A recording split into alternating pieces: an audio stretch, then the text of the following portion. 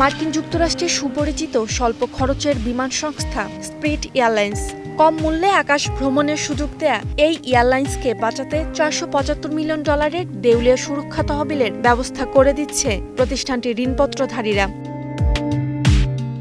সাম্প্রতিক বছরগুলোতে কোম্পানিটির উচ্চ খরচ, ইঞ্জিন সমস্যা, জেট ব্লু এয়ারলাইন্সের সঙ্গে একীভূত হওয়ার চেষ্টা ব্যর্থ হওয়ায় স্প্রিট এয়ারলাইন্সের ক্ষতি দিন দিন বাড়তে থাকে। ঋণে জর্জরিত হয়ে 1 বছরেরও কম সময়ে টানা 2 বার দেউলিয়া হয়েছে এয়ারলাইন্সটি।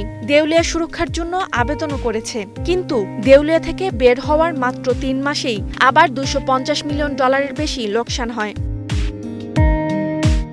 এবার প্রতিষ্ঠানটিকে বাঁচানোর জন্য স্প্রিট এয়ারলাইন্স তাদের ঋণপত্রধারীদের সঙ্গে একটি চুক্তিতে পৌঁছেছে, যার আওতায় দেউলিয়া অবস্থায় কার্যক্রম চালিয়ে যেতে ব্যবহৃত বিশেষ অর্থায়ন হিসেবে সর্বোচ্চ $475 মিলিয়ন পাবে বলে জানিয়েছেন কোম্পানিটির আইনজীবী।